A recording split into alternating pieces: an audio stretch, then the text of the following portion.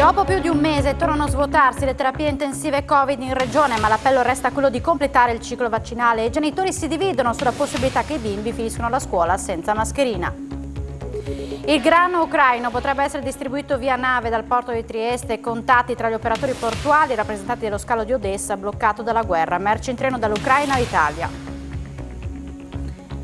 L'energia sarà un bene sempre più raro e costoso e Udine corre ai ripari. Entro l'anno produrrà gas dalla componente organica dell'immondizia. Servirà per alimentare i bus cittadini e mezzi della NET.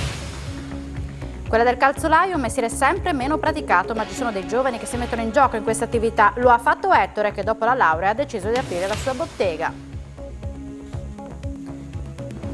Stagione finita anzitempo per Marco Silvestri, operato a Roma per ernia inguinale, salterà l'ultima partita stagionale nell'Infernale Salerno tra i pali Daniele Padelli con la suggestione Gasparini.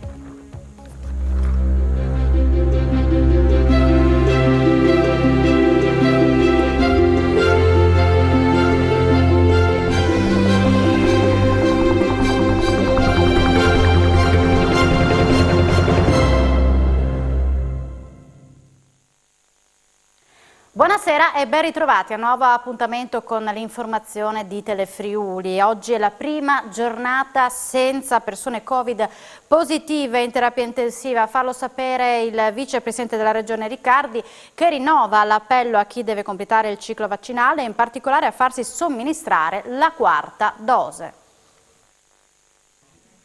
Una rimodulazione degli hub con chiusure e se necessario nuove aperture sulla base della domanda con i dipartimenti che potrebbero farsi carico della vaccinazione Covid nel periodo estivo, quello meno affollato, e un appello affinché chi deve fare la terza e la quarta dose non aspetti.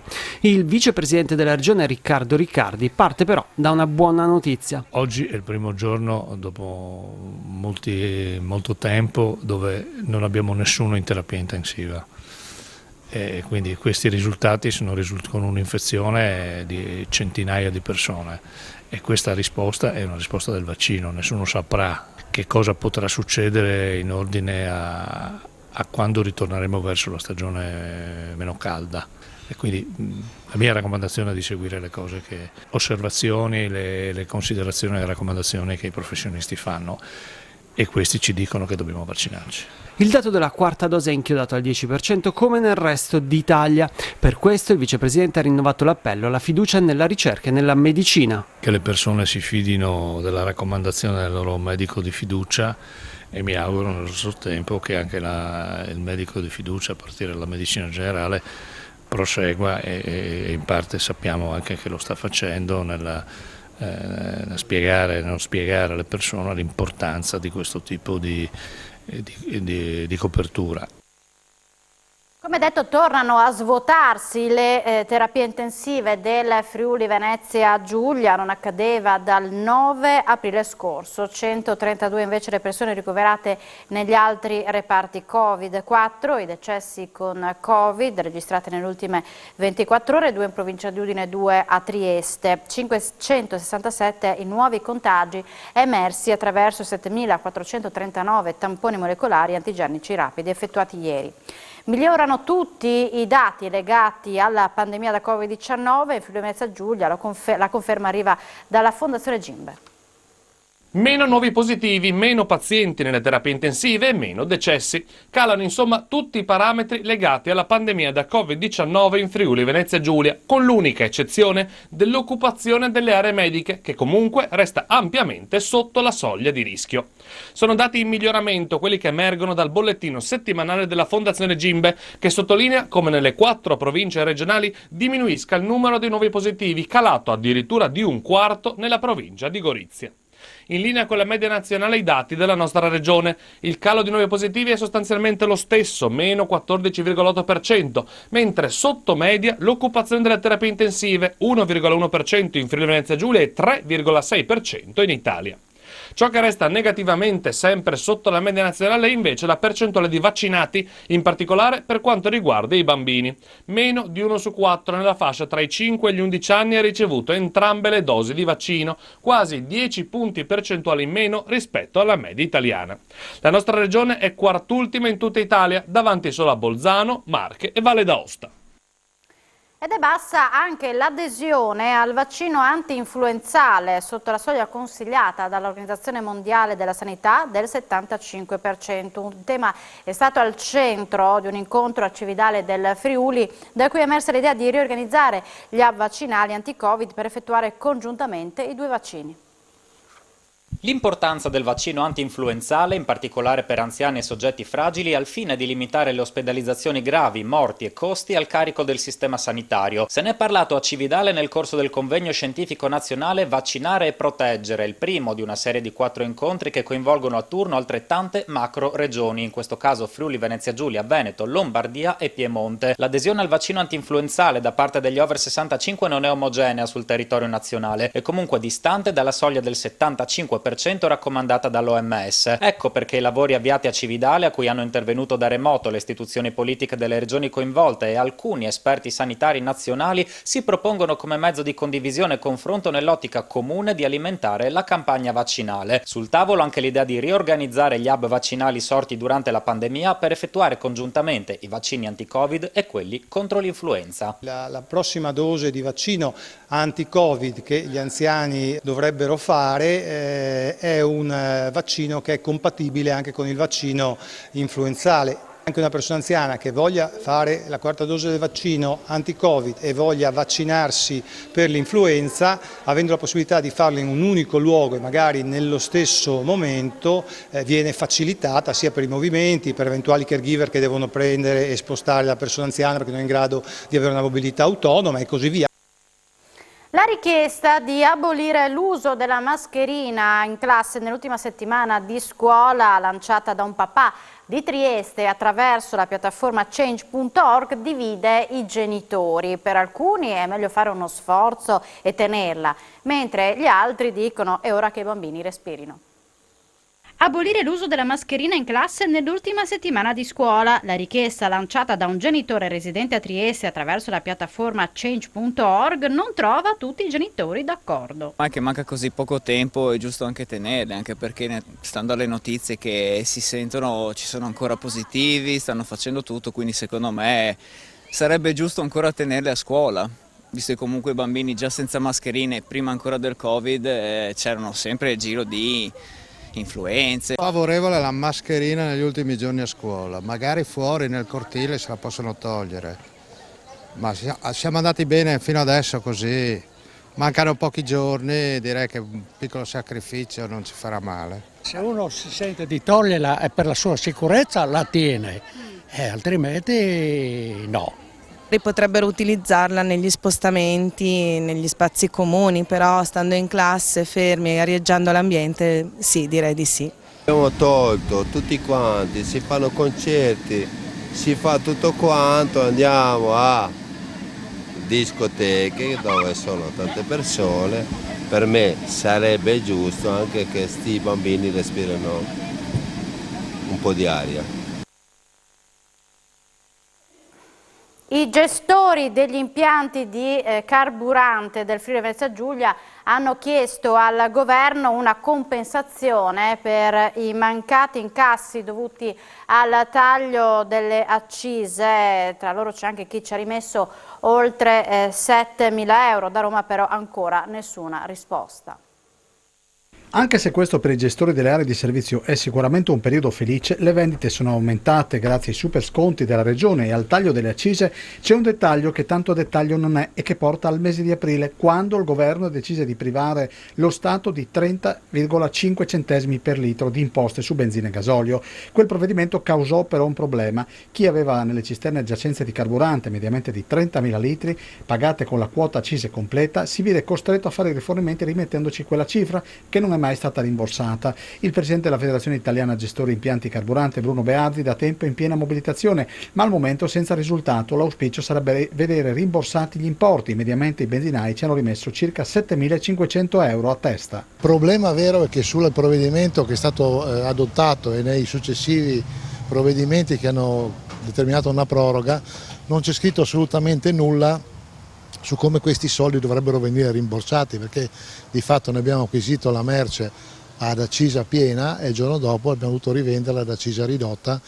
Abbiamo presentato tramite alcuni deputati appunto degli emendamenti che non sono passati. Abbiamo anche incontrato il direttore generale delle dogane, il dottor Minenna, che fra l'altro è d'accordo con noi, però ancora non abbiamo nessuna certezza.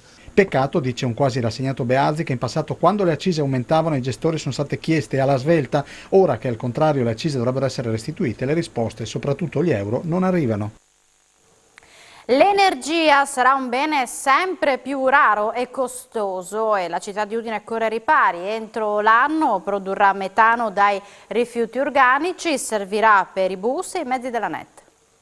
Tra non molto gli autobus di Udine e i mezzi della nettezza urbana faranno il pieno grazie ai rifiuti. Entro l'anno sarà completata la prima delle 3 linee del nuovo impianto di via Gonars, realizzato dalla Bionet con il Project Financing, che consentirà di ricavare metano dalla parte umida dei rifiuti urbani. Lo hanno annunciato il sindaco di Udine, Pietro Fontanini, e la presidente della NET, Luisa De Marco, a Telefriuli. Grazie alla raccolta spinta, dice Fontanini, abbiamo a disposizione la quantità di rifiuti organici necessaria per l'avvio della produzione. Quella della raccolta differenziata è la strada maestra e irrinunciabile. Il metano prodotto, spiega Telefriuli, la numero 1 della NET, sarà utilizzato per alimentare i motori degli autobus cittadini e dei nostri mezzi. Le altre linee serviranno per ottenere biogas dalla frazione verde, gas che sarà utilizzato per la produzione di energia elettrica e termica, conclude De Marco, grazie alla cogenerazione. Infine, dagli scarti sarà possibile ottenere compost. L'iter dell'impianto biodigestore è giunto alla fase della progettazione esecutiva e l'amministrazione comunale ha deciso di accelerare la realizzazione della prima linea così da intercettare gli incentivi messi a disposizione dal Ministero per la costruzione di impianti di questo tipo. Stop alla produzione all'Electrolux di Porcia fino a venerdì 27 maggio per mancanza di componenti. L'azienda ha comunicato oggi all'RSU la cassa integrazione, situazione simile alla Savio di Pordenone, operai a casa fino al 5 giugno. Un'intera settimana di cassa integrazione per i circa 800 operai dello stabilimento Electrolux di Porcia. Oggi l'azienda svedese ha comunicato all'RSU lo stop della produzione da lunedì 23 a venerdì 27 maggio, periodo che va a sommarsi alla giornata di domani, nella quale era già previsto un fermo produttivo. Alla base della decisione, come in passato, è ancora il mancato reperimento di componenti, in particolare una specifica scheda per alcuni modelli di lavatrice, in attesa del quale la produzione aveva lavorato a pieno regime su altri tipi di macchine richieste dal mercato, con cui però sono stati riempiti i magazzini. A questo punto inevitabile lo stop, punto di domanda invece sulla settimana successiva. Electrolux ha anche convocato un coordinamento nazionale per il 23 giugno per riferire su eventi straordinari sugli assetti produttivi. Nel Friuli occidentale situazione simile alla Savio di Pordenone, dove la cassa integrazione è in atto e durerà fino al 5 giugno. Gli operai, fa sapere la FIM CISL, torneranno in fabbrica fino al 25 luglio, quando poi scatteranno le ferie estive. L'attività ripartirà dopo Ferragosto, componentistica permettendo. Meno marcata la situazione all'Electrolux Professional a Valle Noncello, dove la cassa integrazione è prevista a spot un paio di giorni la settimana, in base al reperimento dei materiali. Alla vigilia della chiusura delle adesioni dell'OPA lanciata da Sparcasse su Civibank, la quota di capitale sociale in possesso della banca altoatesina ha toccato il 72,24%. Domani sarà l'ultimo giorno disponibile per aderire alle offerte pubbliche di acquisto, mentre il 25 maggio è previsto il pagamento delle azioni dei warrant. Nella stessa giornata si svolgerà l'assemblea dei soci che determinerà la nuova governance della banca friulana. Il tutto in attesa che il TAR del Lazio, che ieri ha assegnato ricorso a una nuova sezione dello stesso, si esprima sulla sospensiva dell'OPA richiesta da Civibank, contro cui si sono costituite in giudizio Consob e MEF. Dopo le ultime evoluzioni estremamente positive in termini di adesioni, dichiara il presidente di Sparcasse, appare sempre più inspiegabile il comportamento della maggioranza del Consiglio di amministrazione di Civibank, che non tutela gli interessi della banca e anzi pregiudica la grande maggioranza degli azionisti. E valuteremo in tutte le sedi competenti la legittimità delle iniziative promosse dai rilevanti membri del Consiglio di amministrazione, che riteniamo essere temerarie e pretestuose, conclude il Presidente.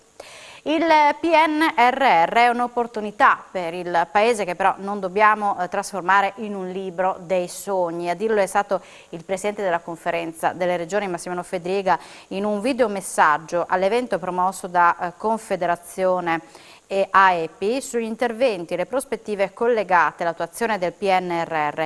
Per il governatore del Friuli Venezia Giulia si tratta di risorse che per buona parte sono del debito nazionale, altre sono parte del debito europeo a cui poi dovremo partecipare. Pertanto è fondamentale che queste risorse siano investite per aumentare il nostro PIL e far sì che il debito diventi qualcosa di pagabile e proficuo. Oggi a Rimercato Fedriga il problema all'ordine del giorno è l'aumento dei costi delle materie prime e dell'energia. In tal senso la Conferenza delle Regioni ha già sensibilizzato il Governo per arrivare alle giuste correzioni del PNRR, visto anche il mutato contesto economico nel quale operare. La polizia scientifica di Padova torna a Udine per indagare sull'omicidio di Via della Valle. Passerà al setaccio l'appartamento di Vincenzo Paglialonga, indiziato del delitto. Martedì mattina la polizia scientifica sarà di nuovo a Udine per terminare i sopralluoghi per l'omicidio di Lauretta Toffoli. Gli agenti di stanza a Padova torneranno in Via della Valle per esaminare l'appartamento Ater di Vincenzo Paglialonga, il vicino di casa indiziato dell'uccisione della 74enne avvenuta nella notte di sabato 8 maggio. Nei giorni scorsi la scientifica ha passato al setaccio l'appartamento della vittima, dove è stato riscontrato che l'assassino ha cercato di cancellare le proprie tracce pulendo i pavimenti dell'abitazione, ma senza completare il lavoro, e messo a soqquadro le stanze svuotando armadi e cassetti. Le operazioni di martedì saranno seguite da Edi Sanson e Linda Pontoni, l'esperto di scena del crimine e la criminologa, consulenti dell'avvocato Pier Giorgio Bertoli, difensore di Paglialonga. Domani, nella cappella del cimitero di San Vito a Udine, saranno celebrate le esequie della donna. Il funerale di Lauretta Toffoli è previsto per le 17. 2 anni di reclusione con il beneficio della condizionale. La pena inflitta dal Tribunale di Udine a una donna di 54 anni di Sedegliano, riconosciuta colpevole di bancarotta. Era accusata di aver prelevato senza giustificazione dal 2007 al 2010, quando era socio amministratore, alcune somme delle casse di una società che gestiva una pizzeria di Codroipo. L'azienda, dichiarata fallita nel 2016, versava in uno stato di crisi economica già dal 2008. Nel 2012 il totale dei prelievi non giustificati superava i 130.000 euro. Per il crack, nell'aprile del 2021, il marito era stato condannato con il rito abbreviato a 2 anni e 2 mesi di reclusione.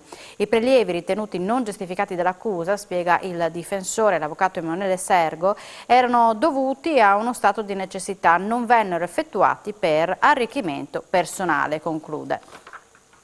Il TAR del Friuli Venezia Giulia ha dato ragione a un carabiniere che aveva criticato su Facebook l'opposizione comunale di un paese della Carnia, annullato il giorno di consegna. Si era beccato un giorno di consegna per un post su Facebook nel quale criticava l'opposizione comunale in un paese della Carnia. Lui però è ricorso al TAR del Friuli Venezia Giulia che gli ha dato ragione. Esprimere le proprie opinioni è garantito a tutti dalla Costituzione, anche ai carabinieri. Il caso è nato nel febbraio 2021, quando il militare dell'Arma ha pubblicato in un gruppo chiuso del social network un post nel quale diceva che un'opposizione che si limita a criticare l'operato della maggioranza diventa inutile e poco costruttiva per la comunità, specie nei comuni medio-piccoli dove l'amministrazione non riguarda le ideologie ma la spesa oculata delle risorse. I consiglieri d'opposizione si sono lamentati con i suoi superiori che lo hanno sanzionato in base al codice dell'ordinamento militare. Il carabiniere si è affidato al giudice amministrativo. Il TAR ha stabilito che il post non era lesivo del prestigio delle forze armate o contrario al decoro imposto a un militare. Si tratta invece di una critica esortativa, non offensiva e non censurabile nemmeno a un militare. Alla fine a essere condannato è stato il Ministero della Difesa, che dovrà pagare le spese processuali. È stato identificato e denunciato il presunto autore del furto avvenuto nel municipio di Fontanafredda. Si tratta di un 21enne momentaneamente domiciliato in paese. Addosso aveva ancora una sigaretta elettronica e una parte dei soldi rubati. Carabinieri e polizia locale lo hanno sorpreso al bar e quindi portato in caserma, dove ha ammesso le proprie responsabilità. Il presunto autore del furto aggravato commesso nella sede del municipio di Fontanafredda è un 21enne di Cormons, temporaneamente domiciliato a Fontanafredda. È stato denunciato in stato di libertà alla procura di Pordenone. L'indagine è iniziata quando lunedì mattina i dipendenti del comune si sono accorti che qualcuno si era introdotto all'interno del municipio e aveva aperto, forzandoli, armadi e cassetti. Erano stati poi esportati una sigaretta elettronica, vario materiale di consumo e infine diverse banconote e monete dall'interno di una cassetta metallica per un valore di 403 euro. I militari dell'Arma hanno subito operato dei rilievi urgenti sul posto, repertando diverse tracce lasciate dall'autore del fatto e acquisendo le immagini delle telecamere di videosorveglianza presenti nelle vie limitrofe. Sono così riusciti a risalire l'autore del furto. Un camion che trasportava a terra si è ribaltato questa mattina poco dopo le 9:30 sulla strada provinciale 53. Il mezzo sulla rotonda in corrispondenza all'abitato di Vivaro ha perso aderenza con il manto stradale rovesciandosi sul lato destro. Il carico che stava trasportando è finito quasi interamente sull'asfalto. Il conducente del camion, un uomo di 39 anni dipendente di un'azienda del posto, è sceso autonomamente dal mezzo riportando solo qualche scoriazione. Non c'è stato bisogno dell'intervento dei sanitari. Sul posto inizialmente è arrivata la polizia locale di Maniago, non competente per territorio, che poi ha lasciato i rilievi ai carabinieri. La terra è stata poi rimossa dall'asfalto e il soccorso stradale ha rimesso in carreggiata il camion. Il traffico non ha subito particolari rallentamenti. Quello del calzolaio è un mestiere sempre meno praticato ai giorni nostri, ma ci sono ancora dei giovani che si mettono in gioco in questa attività. Vi raccontiamo la storia di Ettore. Mestieri di un tempo praticati dai giovani di oggi. Ettore ha 32 anni e fa il calzolaio. Dopo l'esperienza universitaria all'estero ha deciso di cambiare vita, aprendo 2 anni fa una bottega alle porte del centro di Cividale. Io ho sempre avuto passione per il Medioevo, il cuoio, le cose antiche. Mi sono detto, ma qual è l'attività che mi permette di lavorare il cuoio e guadagnarmi da vivere? E ho pensato, il calzolaio mi dà parecchie soddisfazioni. C'è sempre magari qualche piccolo lavoretto particolare, qualche riparazione strana, attacca il fiocco, cambia la zip e hai sempre cose nuove da fare. Quello del calzolaio è un mestiere che non si inventa e non è facile trovare sul territorio un maestro disponibile a insegnare tecniche e rudimenti. Non sono però necessari grossi investimenti per avviare l'attività, sostenuta oltretutto da fondi regionali. È per questo che Ettore consiglia alle nuove generazioni di mettersi in gioco in un lavoro altrimenti destinato a scomparire. È un mestiere che consiglierei di fare, magari non tutti a Cividale, se no altrimenti io lavoro poco, nel circondario però c'è davvero bisogno. Qua nel circondario siamo solamente in 3. La Presidente del Senato, Maria Elisabetta Alberti Casellati, questo è un altro servizio, dico alla regia, oggi è a Pordenone per una visita istituzionale che proseguirà anche domani al Cro di Aviano e alla Cimolai. Prima dell'ingresso in municipio, ospite del sindaco Alessandro Ceriani, l'ha intervistata per noi Alberto Comiso. Sentiamo. Presidente, se è la prima volta di un'alta carica così dello Stato qui presente a Pordenone, che clima si aspetta di trovare, ma soprattutto il mese prossimo si vota, elezioni amministrative e referendum, come invogliare i cittadini ad andare al voto?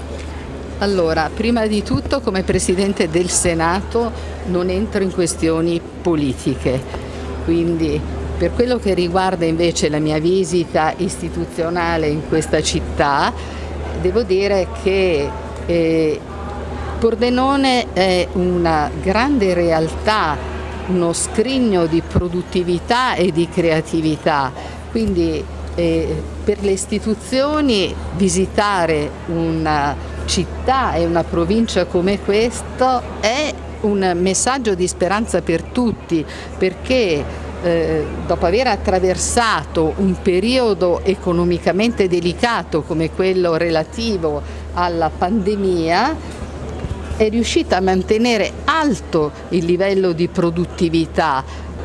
Oggi rimane un po' la preoccupazione di questa fase della guerra che sicuramente avrà delle preoccupazioni da un punto di vista economico per quello che riguarda l'aumento delle bollette, per quello che riguarda l'approvvigionamento, per quello che riguarda la scarsità anche di materie prime e la scarsità di alimenti.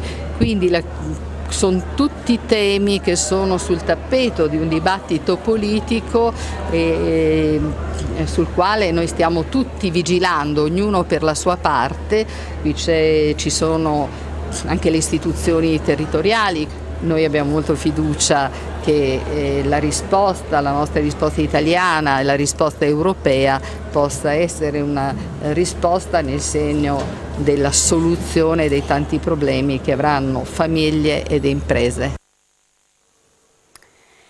Il presidente di Confindustria Ucraina, Marco Toson, ha fatto sapere che il porto di Trieste potrebbe diventare porta privilegiata delle merci ucraine che arriverebbero allo scalo ucraino via treno per poi essere trasportate da lì via nave. In corso una serie di visite in Friuli Venezia Giulia da parte del presidente del porto di Odessa, completamente bloccato dalla guerra. Un collegamento lungo 1300 km in grado però di sbloccare i traffici del Mar Nero e scongiurare così una crisi economica e alimentare senza precedenti. Odessa chiama e Trieste potrebbe rispondere unendo con un filo terrestre i due importantissimi porti. Un'ipotesi che diventa reale di ora in ora con il porto triestino che riceverebbe le merci ucraine su tutto il grano via terra grazie alle sue attività di retroporto e poi da lì verrebbero organizzate le spedizioni via nave in tutto il mondo. Il porto ucraino è infatti bloccato dalla guerra con il Mar Nero minato e le navi commerciali bombardate. I porti sono completamente bloccati, tutto il Mar Nero è minato. Abbiamo attualmente nella regione Friuli Venezia Giulia un accordo con il porto di Trieste che è diventato interporto, dove stiamo facendo confluire diversi carri ferroviari con materie prime ucraine che stanno arrivando nel territorio italiano per essere distribuiti in tutta Europa. Quindi ancora una volta l'Italia e il Friuli Venezia Giulia può essere un punto di riferimento per supporto a questa grande tragedia ucraina. Lo stesso presidente del porto di Odessa in questo momento è in Friuli Venezia Giulia e sta cercando di costituire una base operativa qui da voi in Friuli proprio per diventare un punto di riferimento a livello europeo. Il presidente di Confindustria Ucraina era a Udine per un incontro a Palazzo Toriani rivolto agli imprenditori della provincia per analizzare opportunità e possibilità dell'espansione nell'est Europa. Slovenia, Polonia, Macedonia del Nord, Bosnia e Erzegovina, Bulgaria, Ucraina, Bielorussia e Russia. Sono solo alcuni dei paesi rappresentati nell'incontro organizzato a Palazzo Toriani da Confindustria Udine con Confindustria Est Europa, l'ente confindustriale che si occupa delle aziende italiane nei paesi dell'Europa orientale. Un'occasione di scambi di vedute e di dimostrazione di opportunità di investimento nelle realtà industriali estere. Sommando la voglia di andare all'estero, sommando la flessibilità che ci contraddistingue per essere capaci di vendere all'estero, ha la volontà di mettersi insieme per poter raggiungere obiettivi più ambiziosi, fa sì che la nostra regione possa diventare qualcosa di veramente interessante per altri paesi. Noi abbiamo un tessuto economico caratterizzato soprattutto dall'essere fatto da micro, piccole e medie imprese che hanno bisogno del sostegno delle associazioni di categoria, delle istituzioni, quindi un plauso davvero a questo convegno che vuole appunto mettere come dire, a terra tutta una serie di strumenti che già ci sono, ma rafforzarli di sostegno per le imprese. Noi come Regione Friuli Venezia Giulia abbiamo ripreso quello che è lo sportello dello sprint, abbiamo Finest, abbiamo lo sviluppo impresa che ha comunque messo a disposizione ulteriori strumenti di sostegno per le imprese della nostra regione. Ritorna domani, dopo 2 anni di stop, il Ceghedaggio. Siamo andati a vedere i preparativi. Quasi tutto pronto alla fiera di Udine per questa edizione del Ceghedaccio. Con Renato Pontoni, pronto con il selfie? Non è ancora pronta, però dopo lo sarà domani sera. I ragazzi, le ragazze, i giovani e i meno giovani vanno tutti qua davanti, schiacciano il pulsantone e vanno direttamente sui social. Quindi non solo musica? Beh, insomma, la musica prevale, però ci sono altri intrattenimenti, non so, c'è il food fuori, c'è un altro palco, un altro video, oltre che la classica seratona qui in questo padiglione 6. Come stanno andando i preparativi? Insomma, c'è tanta emozione dopo 2 anni di stop. L'emozione arriverà subito, anzi c'è già, ma quello che mi interessa di più è che la gente stia bene, che sia in sicurezza, che si diverta e che tutti passano una serata insomma memorabile. Arrivano anche da fuori regione? Sì, arrivano dal Veneto soprattutto, ma anche dalla Slovenia e dalla Carinzia. E tanto pordenonese, quest'anno lo vediamo dai dati, dalle prevendite, e quindi siamo contenti perché si è allargato un po' ancora di più, forse la voglia, forse i 2 anni di stop hanno creato questo allargamento geografico. Tra poco tutto tutte le notizie sportive. In apertura si parlerà di Marco Silvestri, stagione finita anzitempo per lui, operato Roma per ernia inguinale, salterà l'ultima partita stagionale, tra i pali Daniele Padelli con la suggestione Gasparini. Dunque tra poco tutte le notizie sportive, Sport e FVG. Grazie per l'attenzione e buona serata con Telefriuli.